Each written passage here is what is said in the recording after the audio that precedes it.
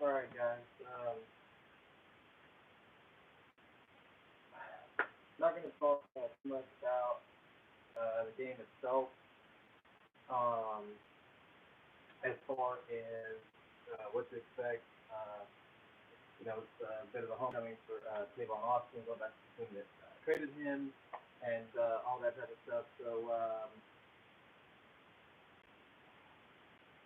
right now, really, all I want to talk about is one specific thing, and it's something that has been thrown around, um, kind of through the grapevine, um, and that is that what if we pretty much is a Super Bowl or bust, NFC Championship or bust, kind of what are we dealing with here? What should happen if the Dallas Cowboys don't win it all, or even if we lose to the Rams? Um, you know, what should be the consequences of that as far as our coaching staff, re-signing Dak, et cetera, et cetera. And I really just want to address one aspect of that right now. I'll probably do another video tomorrow or let's see, what's today, Tuesday. Probably do another video tomorrow or Thursday on the Dak portion of it. Not going to say anything about Scott Linehan right now. Um, this video is specifically about Jason Garrett. So let me get my phone plugged up here. I got a new phone, and my camera is a lot better. So I don't know if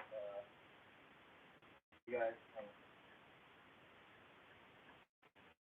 see me better or not. I didn't realize that the battery was low until after I plugged it up. So hopefully it's a little bit better now. Um, so that's the elephant question in the room. What should happen specifically regarding Jason Garrett if we lose to the Rams? Asher Martin says, I'm no fan of Jason Garrett, but uh, there isn't much of a better option. Players love him, play hard for him. Scott has to go. This is the best time. Um, I want to remind you guys, um, Jason Garrett was the play caller before, and I think that he did a relatively good job, relatively decent job of calling plays and actually the football mind aspect of it. A lot of people's complaints with him was the cost management type of stuff. Um, but just from a standpoint of playing and getting the players kind of getting up for him, I guess, for lack of a better way to put it. I don't know who else is gonna give you that, and um, I think their chances of winning increase about 30% just because their coach is Jason Garrett. And that's not because Jason Garrett is so much better than any other coach out there. It's not because Jason Garrett has some kind of football magic that nobody else has tapped into. It's not because of any of that. It is simply because his team loves him and goes the extra mile for him, especially when they think or feel like his butt's on the line and they've got to win and something's going to happen to him. People are going to be talking about him or whatever, and they're going to go out there and they're going to put in that little bit of extra effort to get the job done for him. And you cannot replace that. You cannot possibly overstate uh, the value that something like that has. Um, like I said, I mixed it in and I don't sound like a hypocrite here. I probably do. I've been here before. I've done my fair share of Fire Garrett videos, but with what this team has right now, with where we are right now, I don't. Kind of, we were 3-5. We were talking about firing this guy, and some people even in the comments still talking about firing him. And again, if you're gonna do that. Okay, I see your point. Is he the best football coach in the NFL? No, there are better coaches than Jason Garrett in the league as far as just what they know, their abilities as a coach, X's and O's, uh, all that stuff like that.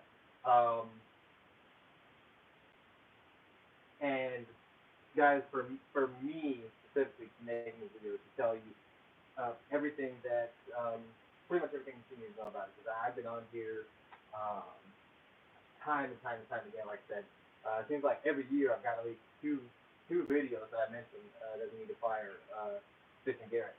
And I'm not saying that we shouldn't. This is a raw. This isn't a raw. Let's get high for Fish and Garrett video. I'm simply saying what I saw, and I mentioned this post thing. What I saw when Alan Hurst was hurt, and his ankle was all, and this Derek holding his hand, Alan Hurst was crying.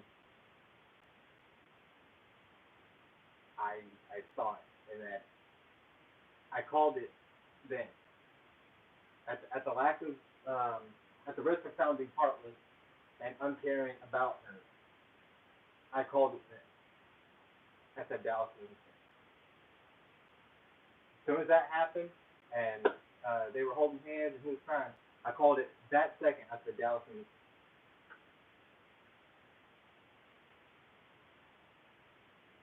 Because number one, they're going to play for their fallen players. And number two, they're going to play for Garrett.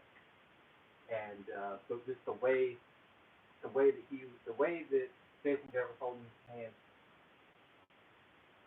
he cares about these players, guys, and they care about him. And that is an intangible. That is something that you can't teach. That is something that you can't replace. You can come in here and you could be Nick Saban. You know, not gonna talk about him. Congratulations, Sunson. Wow. But not gonna talk about any of that too much. But you can have all the X's and O's knowledge in the world, but there is something to be said for your team just loving you and being willing to go out there and show themselves for you.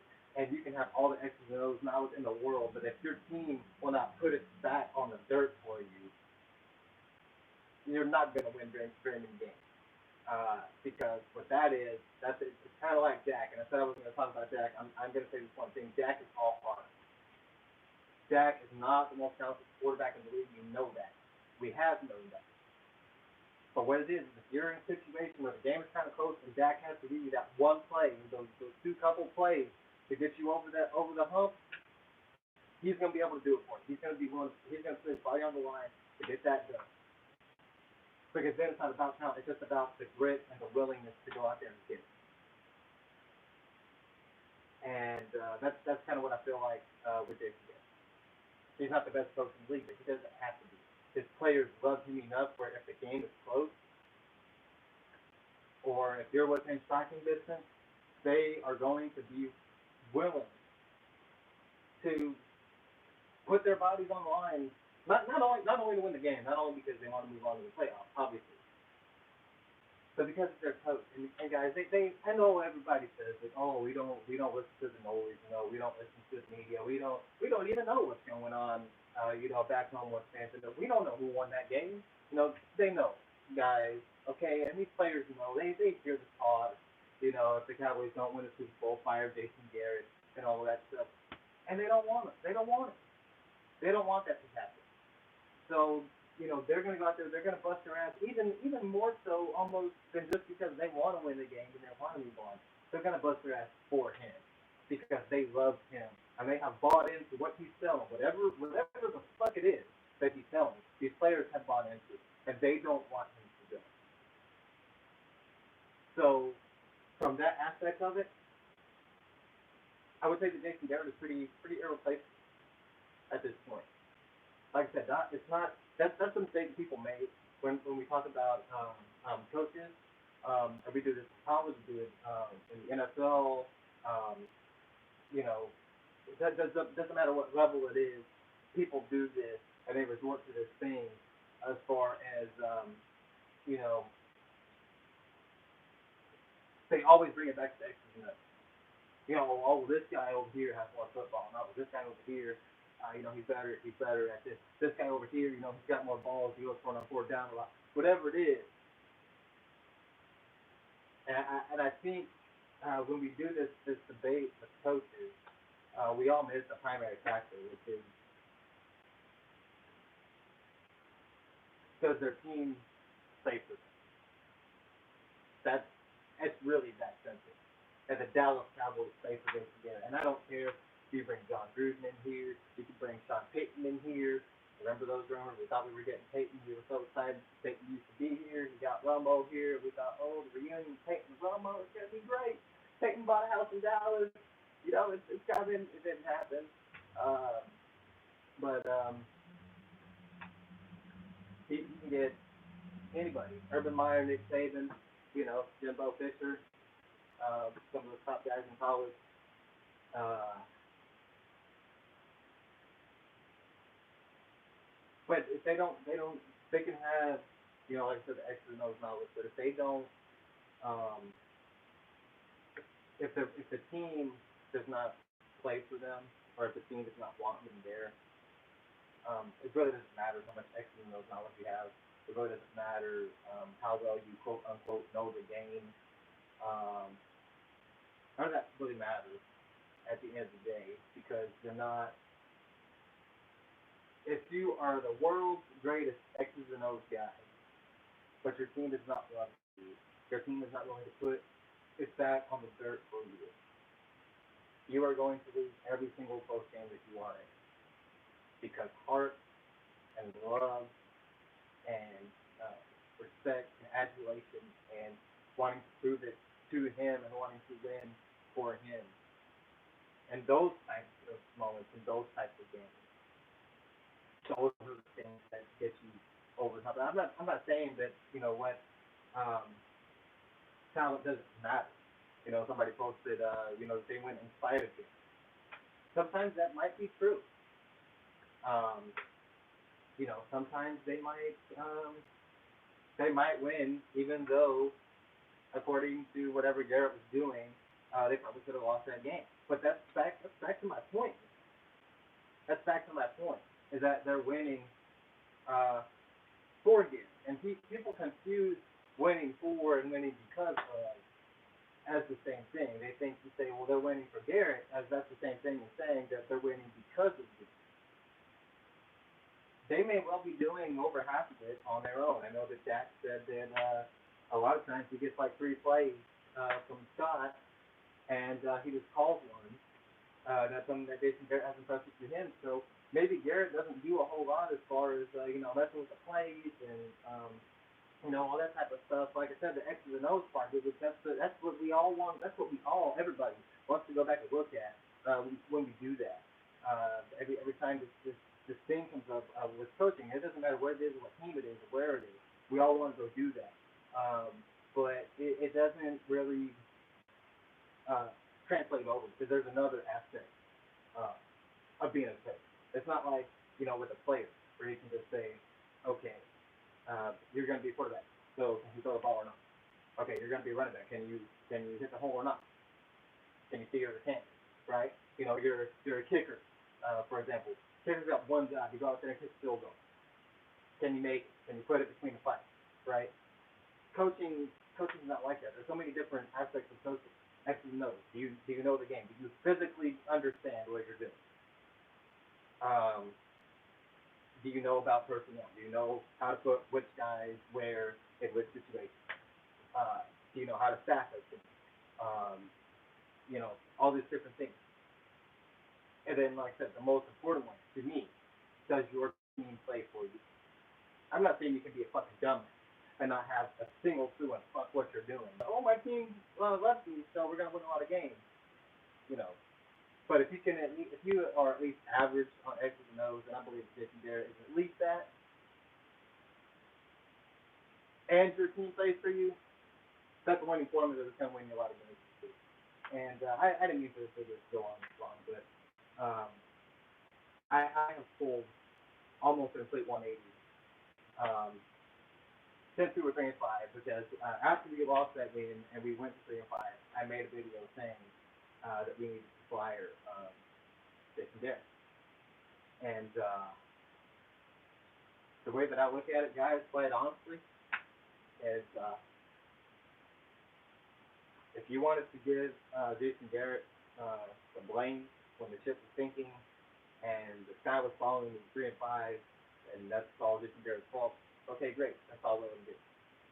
But if he was affecting the team to the point of losing, so that means that he makes a difference on the team.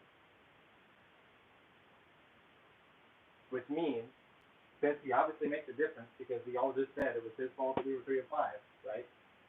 So that means when we turn it around, we start winning, we go out and get good, we start winning, we make the playoffs, we Seattle, all that stuff. You've got to give him credit now. Just as you were willing to give him blame before. We're what? 7-1 in our last 8 games, counting Seattle. We won 6 out of our last 8 after we got Super. So, other than that, Monday night against the Titans, Cooper's first game ago, I don't know what that was. But if you were willing to blame Jason Garrett so easily in Game 5, you have to be willing to give him credit for the tournament. You have to be, or you're everywhere. And trust me, that is hard for me to say because I have always been one of the biggest Fire Garrett, hashtag Fire Garrett guys on YouTube. It seems like there hasn't been a video that's ever gone by that I haven't said it at least once, that Jason Garrett has to go, right? But you've got to give him credit. Where you gain the credit for what you're doing, like I said, simply put, in short, the team plays first. And for that reason, X's and O's aside, but ball knowledge aside, like I said, Jason Garrett does have some, but all of that aside, quote unquote coaching ability aside, the team plays for him. And like I said, I called it whenever they were holding hands, and that one hurts the front. I said it right then. At the risk of sounding like the heartless about current situation, I called it then. I said Dallas was going to win because they're going to play and they're going to get it done for those 2 guys right there. And that is something that you cannot replace. You cannot concoct. You cannot manipulate by just bringing in another guy. That, yeah, maybe he knows football a little bit better. Maybe he is a little bit better with the X's and O's. But does he have the same passion that Garrett has? Is the team going to be willing to break their backs for that new guy? Like they're willing to break their backs for Garrett. But I'm going to make a video tomorrow, an extremely similar type video to this one on Jack. And then probably on Thursday, I don't want to wait until Friday to do my pregame for the Rams, even though I did my pregame for Seattle like an hour and a half before kickoff. But tomorrow I'll do a Dak video, and then Thursday will actually be my preview for the Rams as far as talking about the game itself and everything like that. But I want to get these videos out of the way. And I've got a pretty similar video to share regarding Dak tomorrow. Of the same type of question that's going around. So y'all be sure and tune in for that. It's going to be a lot of fun. Other than that, I'll get out of here.